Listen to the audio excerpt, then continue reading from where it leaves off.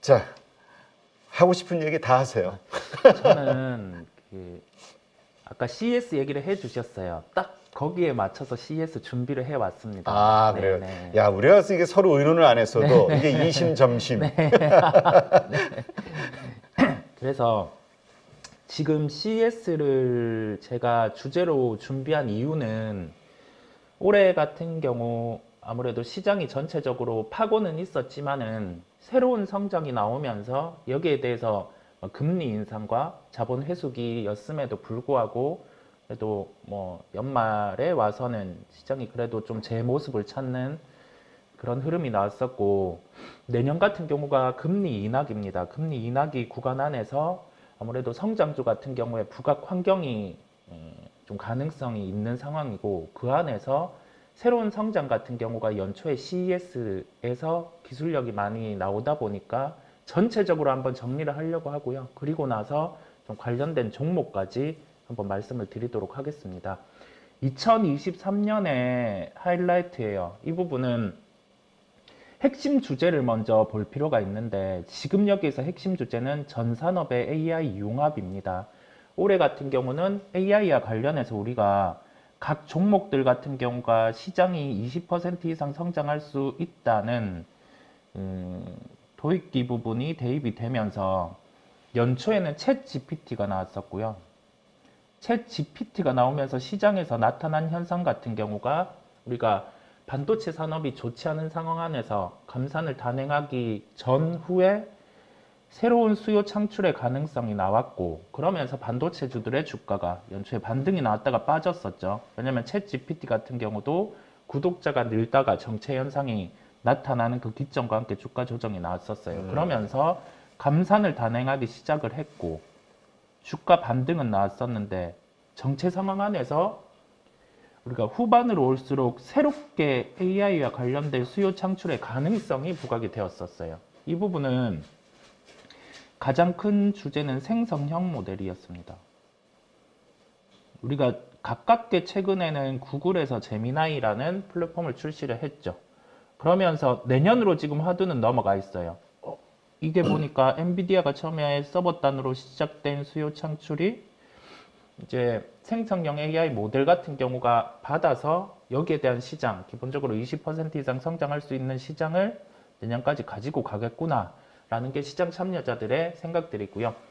전체적인 인공지능 AI를 바탕으로 해서 부주제의 핵심은 모빌리티입니다. 그 다음에 우리가 헬스케어 같은 경우는 워낙 많이 다뤄진 사항이다 보니까 그냥 부주제 중에 소주제 정도, 그 다음에 인류의 난제 중에 하나죠. 인구 감소에 따른, 그 다음에 여기에 따라서 소비가 줄고 있고, 그 다음에 농업 인구가 줄고 있는 상황이다 보니 뭐 푸드라든지 에드테크 부분 같은 경우도 워낙 광범위한 상황이다 보니까 부주제 요인으로 보시면 됩니다. 여기에 인공지능과 모빌리티에서 연결할 수 있는 부분이 가장 큰 게 인프라 통신 부분이고요.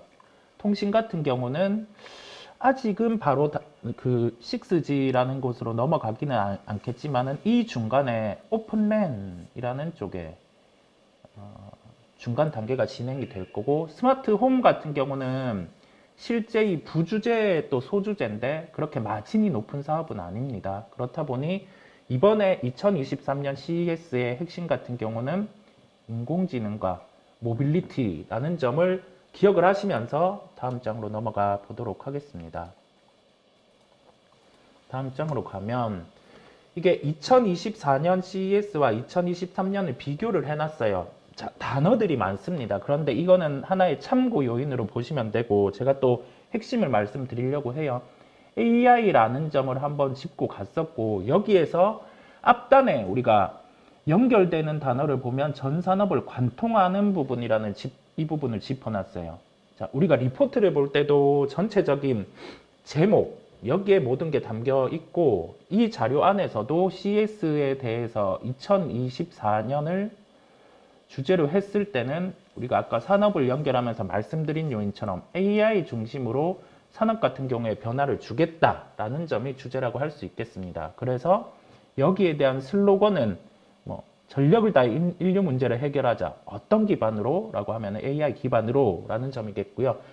지금 이번에는 인구 밀도 대비 최대 참가국, 여기에 대해서 코로나 이후에 아무래도 좀 산업적인 측면에서도 위축되어 있는 면이 있는데 이 부분을 확장해서 진행을 하는 면이 있고, 국내 기업 기조연설은 HD 현대 정기성 부회장이 참여를 합니다. 여기에 대해서는 로보틱스 산업, 그 다음에 이 부분과 연결해서 산업 인프라 쪽으로 멘트를 할 예정이에요. 그렇다 보니 우리나라 기업들 같은 경우도 대표적인 IT, 그 다음에 모빌리티 기업들 같은 경우는 참여를 한다라는 점을 보시면 되겠습니다.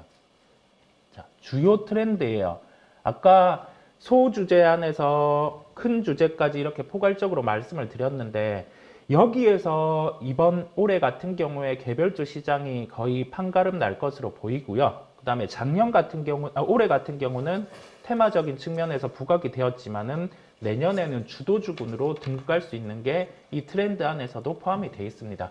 그렇다 보니까 이 주제를 전체적으로 한번 짚고 가려고 하고요. IT 로보틱스 부분은 인공지능을 이용해서 로봇 기술과 함께 활용을 한다는 점이에요. 여기 더해져서 지금 이슈가 있는 부분이 AI 기술, 로봇 기술 같은 경우는 보안과 관련된 부분에 난제가 있다 보니 여기에 관련돼서 먼저 소프트웨어를 출시하는 기업들 같은 경우가 개별주로는 내년에 화두가 될 수 있을 것으로 보입니다. 그 다음에 모빌리티 같은 경우는 저는 내년에 주도주의 등극 가능성도 존재를 한다고 생각을 하고 있어요.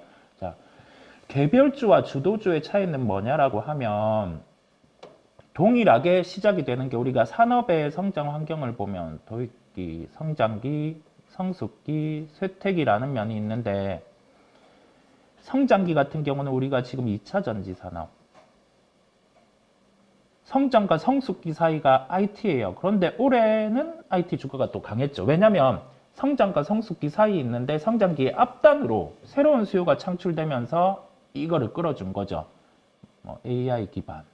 그 다음에 성숙 쇠퇴기 같은 경우는 우리가 보통 유통이라든지 구유통 형태입니다. 네, 그 다음에 여기 더해서 통신업 같은 경우가 들 수가 있겠어요. 근데 모빌리티 같은 경우는 지금 도입기 환경에 있어요. 여기에서 레벨 3의 구현이라는 점을 내년부터 본격화해서 진행을 할 것으로 보이고요. 아직 해소돼야 되는 부분이 보험적인 부분, 그 다음에 통신에 대한 좀 인프라 확장, 이런 부분이 있기는 하지만은 이 기술에 대한 구현 문제는 큰 이슈는 아닐 것으로 보입니다. 그렇다 보니까 여기에 더해져서 실적이 늘어날 수 있는 구조가, 우리나라 기업을 대입을 해봤을 때는 2025년에 이제 현대차 같은 경우가 모든 차량에 소프트웨어를 탑재한다라는 점을 현대오토웨버의 기업 설명회를 통해서 공표를 했습니다. 이 부분은 어려운 부분이 아니다 보니 우리가 올해에서 내후년이라고 하면은 좀 먼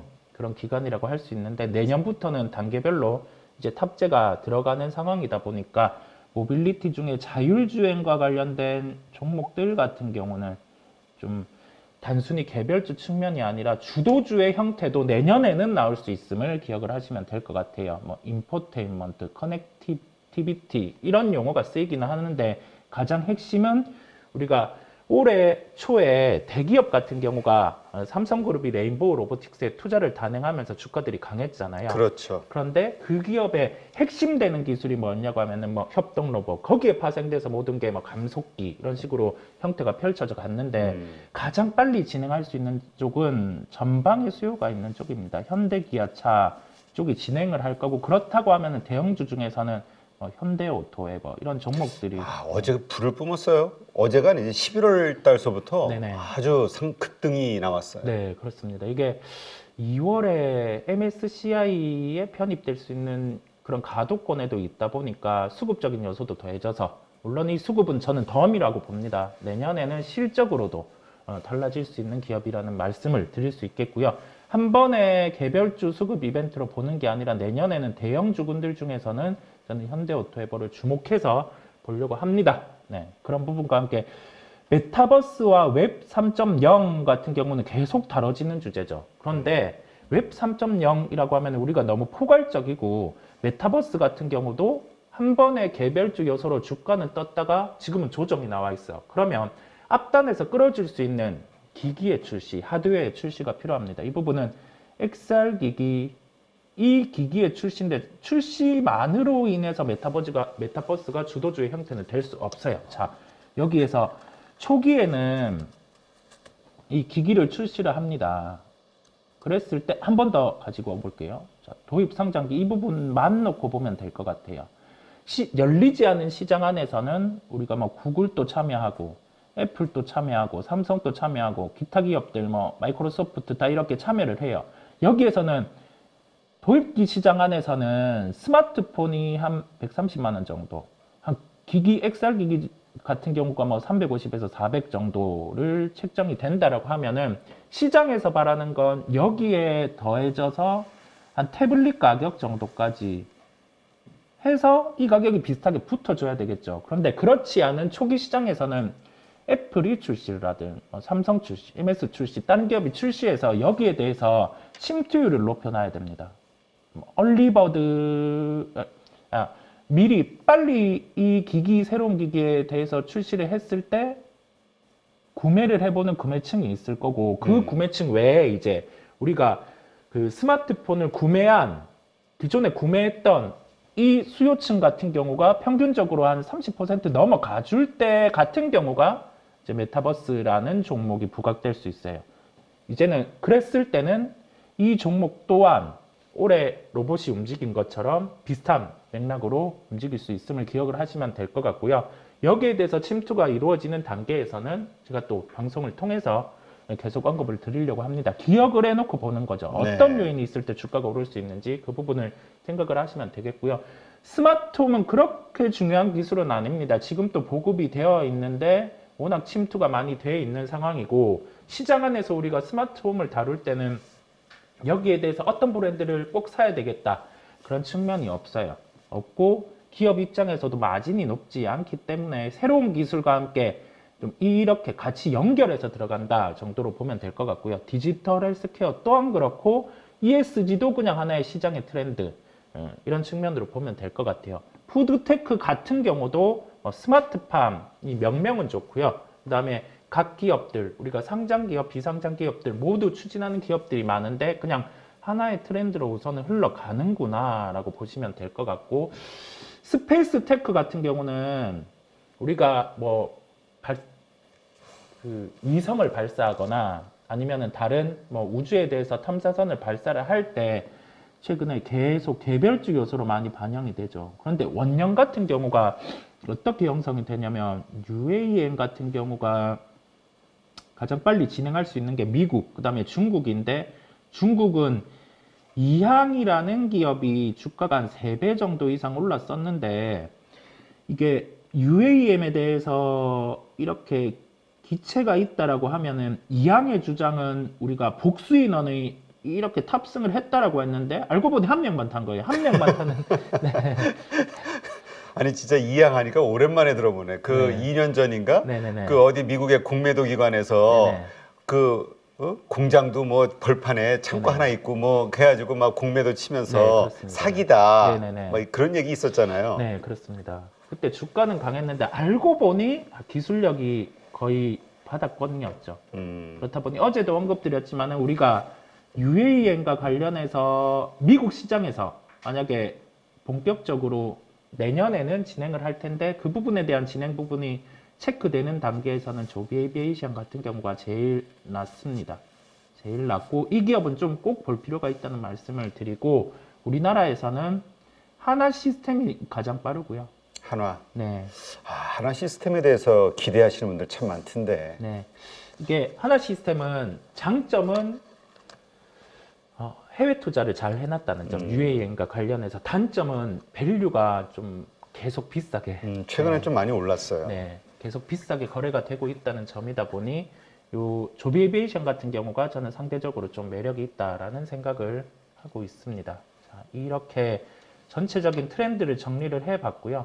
다음으로 보면 이제 기조 연설을 하는 우리나라 기업들을 한번 다뤄봤어요. LG전자 같은 경우는 스마트 라이프 솔루션이라는 주제로 기조 연설을 합니다. 여기에서 LG전자, LG그룹의 핵심은 VR, 모빌리티 부분이고요.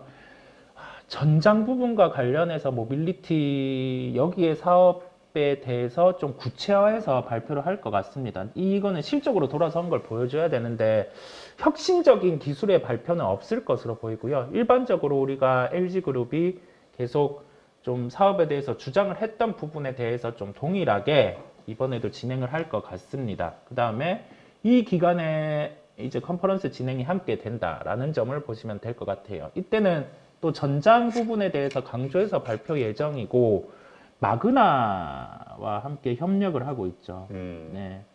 여기에 대해서 올해 비용단에 대한 구조조정이 모든 게 이루어졌습니다. 그러면 한번 속기는 했는데 내년 같은 경우 전장에 대해서 실적이 좀 돌아서는 거를 보여줄 수 있는 정황은 지금 포착이 되어 있습니다. 이때 모빌리티에 대한 사업 진행도를 한번 체크를 해 보겠고요. 삼성전자 같은 경우는 핵심이 우선은 AI입니다. 근데 AI 난해하지 않냐? 계속 다뤄왔던 부분인데가 아니라 이번에는 갤럭시 S 시리즈의 생성형 AI 가우스를 탑재를 합니다. 그렇다 보니까 이 시리즈에서 우리가 계속 연말에 시장에서 부각되던 부분이죠. 온 디바이스 AI. 이게 삼성의 갤럭시 시리즈에서 어떤 식으로 구현하는지를 이때 발표를 할 것 같고요. 여기에 더해져서 이번에 갤럭시 24 시리즈에서 엑시노스가 계속 발열 문제랑 소프트웨어 문제로 탑재를 못했었죠. 거의 대부분 탑재를 못했었고 스냅드래곤을 계속 탑재를 해왔습니다. 이번 시리즈 같은 경우도 해외의 모든 모델은 스냅드래곤을 탑재를 하고요. 국내 울트라 이하 모델은 우선 엑시노스를 탑재를 했어요. 그랬을 때 출시를 해서 판매 같은 경우가 스냅드래곤만큼 엑시노스 탑재한 쪽이 팔린다라고 하면은 그때 같은 경우는 계속 엑시노스의 탑재를 늘릴 것으로 보입니다. 즉 수율이 잡히고 이제는 발열 문제가 없다는 것으로 해석이 가능하기 때문이죠. 소프트웨어 충돌도 있었고 그 부분이 없으면 어제도 언급드렸지만은 우리가 리노공업이라는 종목이 실적에 대해서 좀 훼손이 있다가 회복하는 그 가능성을 보여주면서 올라온 것처럼 TSE라는 종목이 좀 여기에서는 주목을 받을 수 있어요. 소켓 기업입니다. 소켓 기업. 네.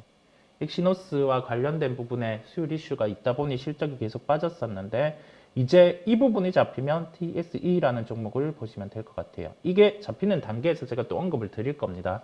예, 관심 종목에 넣어 두시면 되겠고요. 두산그룹은 아무래도 로봇 분야를 핵심으로 발표를 하고 여기에 대해서 수소 관련된 사업에 대한 발표를 할 것 같습니다. 수소는 조금 아직 난해하죠. 왜냐하면 전기차는 앞단에서 양극재 같은 경우 2차전지 소재 같은 경우는 앞단에 전기차라는 수요처가 있는데 수소는 아직 일부 지방에서 우리가 시범 운행은 하고 있지만은 전기차 판매에 대비해서는 상당히 좀 낮은 수준입니다. 그렇다 보니 좀 아직 기술 정도의 발표를 할 것 같아요. 핵심은 두산그룹은 로봇, 삼성전자는 AI, LG전자는 스마트카라는 측면을 큰 주제로 보고 가시면 될 것 같습니다. 다음 장으로 가보면 이제 시장과 관련해서 핵심 포인트들만 짧게 말씀을 드려볼게요. 우리가 시장에 대해서 보통 성장주는 20% 이상의 성장이 이뤄질 때 이렇게 일컬어지고요. 주도주가 될 수 있는 형태는 이거는 기본적으로 바닥으로 깔고 가야 됩니다. 20% 이상의 성장이 나오는 그 구간 안에서 주도주가 연출이 됩니다. 그랬을 때 AI 로보틱스 같은 경우는 2023년에서 4년으로 넘어오는 이런 구간 안에서 먼저 2022-20 단계에서 거의 한 80% 정도의 성장이 이루어졌고 그러면서 단계적으로 이제는 올라가는 상황이에요.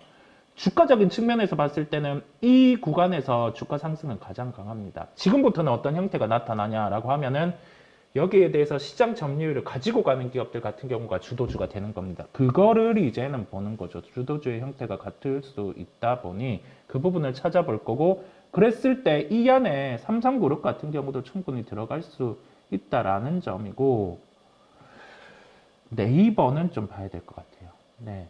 이거를 뭐 주도주의 형태를 갖춰서 간다라고 하기보다 확인해야 될 부분이 있죠. 이번에 뭐 하이클로버 X 같은 경우가 어떻게 시장 침투를 해서 가는지 그 부분을 보는 원년 2024년이라는 말씀을 드릴 수 있겠습니다. 그 다음에 로봇 시장의 성장 같은 경우는 전체 로봇 시장은 한 연간 9% 성장해요. 이거는 주도주군이 아닙니다. 그랬을 때는 워낙 우리가 협동 로봇, 그 다음에 기타 서비스, 뭐 여기에 대해서 나머지 공장 안에서 수동 작업을 하는 로봇들 이런 걸 다 포함해서 9%인데 협동 로봇 시장은 20% 이상 성장을 하고요. 그렇다 보니까 우리가 로봇을 볼 때 전체적인 로봇주 안에서 우리가 뭐 테마로 서비스용 로봇, 뭐 그 다음에 로봇 청소기 이런 쪽이 한 번씩 테마로 부각은 되는데 그런 종목은 주도주구는 갖출 수 없습니다. 왜냐하면 영업이익률이 낮기 때문이고요.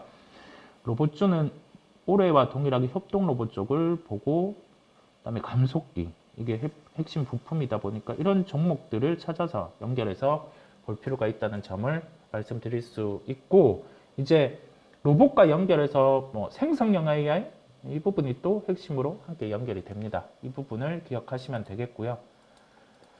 빠르게 가보겠습니다. 모빌리티 저는 내년에 확실히 달라진다고 봅니다. 친환경차 전환 속도 같은 경우도 그렇고 기존과 다르게 여기에 폭이 올라가고 있다는 점이고 자율주행 3의 진행이 2024-25에서는 적어도 각 기업에서 테스트 수준 이상은 진행을 할 것으로 보입니다. 예, 그렇다 보니까 여기에 더해져서 2024년 후반에는 유럽에서 다시 기존에 썼던 넷제로 정책을 강화를 할 예정에 있고요. 2025년에는 중국 같은 경우가 하이브리드카 판매를 금지할 예정입니다. 금지 예정. 자, 이거는 둘 다 예정이에요. 그랬을 때 내년에 자율주행 2차 전지의 모멘텀이기는 한데 중국은 자주 정책을 바꾸고요. 이게 2017년 정도에 유럽 같은 경우도 넷제로를 진행을 했다가 시장 점유율이 올라오는 거 보니까 현대기아차가 그때는 올라왔었어요. 이 타이트한 탄소 배출에 대한 부분에 규정을 맞춘 게 현대기아차 정도였거든요. GM 그때는 폭스바겐이 파산할 수도 있다는 얘기가 나왔었죠. 그렇다 보니 이런 기한을 밀어놨는데 이번에 다시 강화를 한다라고는 하는데 실제 발표할지는 봐야 되겠습니다. 네, 그랬을 때는 자율주행과 전기차 같은 경우가 부각될 수 있는 환경이 함께 도래한다는 말씀을 드릴 수 있겠고요. 다음으로 메타버스 같은 경우는 아까 말씀드린 요인처럼 XR 기기 출시와 함께 스마트폰 시장이 30% 정도 침투가 나왔을 때 그때 같은 경우는 다시금 주가들이 좀 부각될 수 있는 요인들이 있을 겁니다. 네, 그 부분을 같이 보시면 되겠고 푸드테크 같은 경우는 이 요소가 시장에 부각된다라고 하기보다는 디지털 기술과 함께 접목해서 흘러갈 수 있다는 점이겠고 우리가 온디바이스에서 많이 다뤄졌죠. 강했던 종목이 뭐 제주반도체 이런 종목이 있었어요.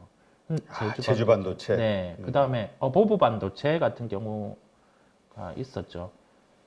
아까 김민수 대표님이 얘기해 준 것처럼 여기는 MCU, MCP 이쪽 사업을 주력을 하고 있어요. 박리담회로 이런 사물 인터넷이라든지 뭐 기타 이런 기기에 들어가는데 제주 반도체 본업은 사물 인터넷 쪽이 진행이 돼야 실적이 늘 수 있어요.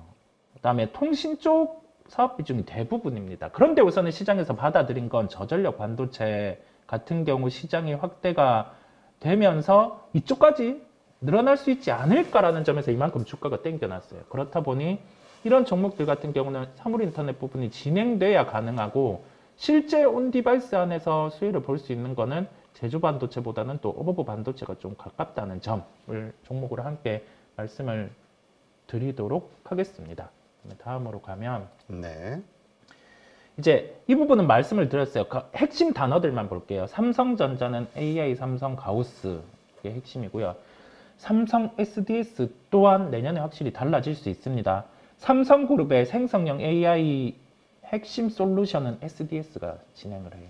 그 다음에 기존에 우리가 오프라인에서도 언급을 드렸지만은 엠노와 오나인 솔루션이라는 해외 기업이 이제는 여기 공급망 관리와 관련된 소프트웨어를 출시를 합니다. 오나인 솔루션은 기업 가치가 펀딩 받은 거 감안하면 4조 5천억 정도가 돼요.